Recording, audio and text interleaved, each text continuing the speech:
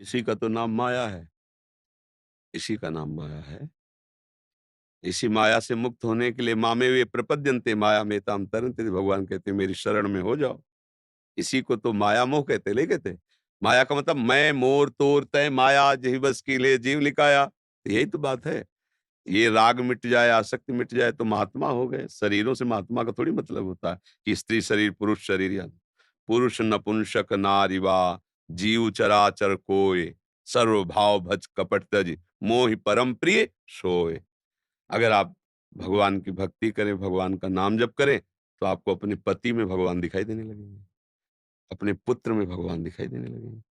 अब मोह खत्म हो गया, खूब करो प्रेम, अब तुम्हें बांधेगा थोड़ी। देखो, जैसे जहर है, तो मार देता है, पर अगर वैद्य के अनुसार शोध कर दे दिया है, तो वही जहर उतारने का काम करेगा।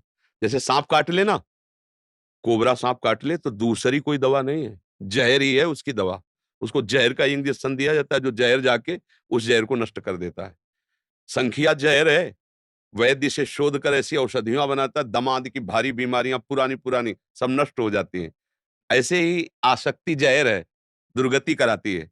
और अगर यही आसक्ति कि मेरे कृष्ण मेरे पति रूप में, ओ मेरे गोपाल जो मेरे लाला के रूप में, करो खूब प्यार और करो, अब दुर्गति थोड़ी होगी, अब भगवत प्राप्ति होगी। बस विचार ठीक करने हैं।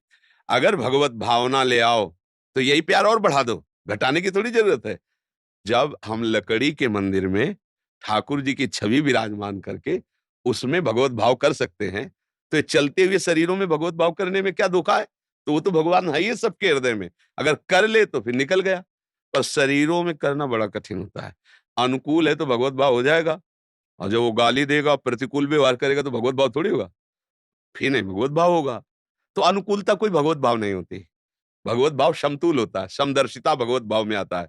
तो अगर अपने पति में भगवान की भावना कर ले, पुत्र में भगवान की भावना कर ले, या जिससे व्यवहार करे उससे भगवत भावना कर ले, तो वही भाव उसे भगवत प्राप्ति करा देगा। अब मोह में फंस के दुर्गति तो होती ही है।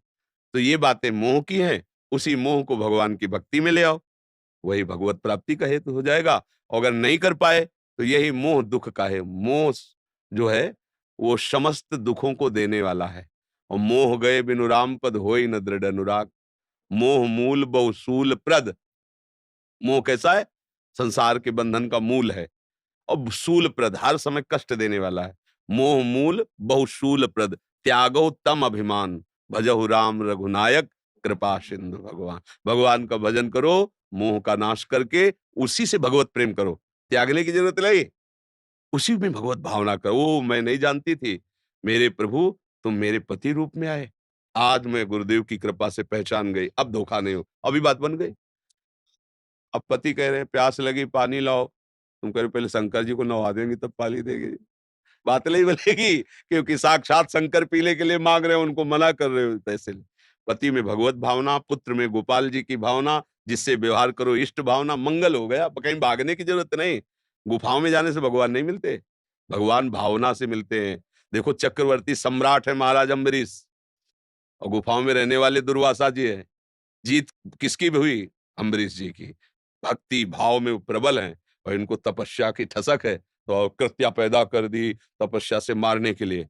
और वो भक्ति भाव में प्रबल है, तो भगवान ने सुदर्शन चक्र को भेज दिया, जाओ मेरे भक्त की रक्षा करो। इसलिए भक्ति जहां हो, जिनके बीच में हो, वही की जा सकती है। बस भाव बना लो, भाव संभाल लो, कहीं भागने की जरूरत नहीं है।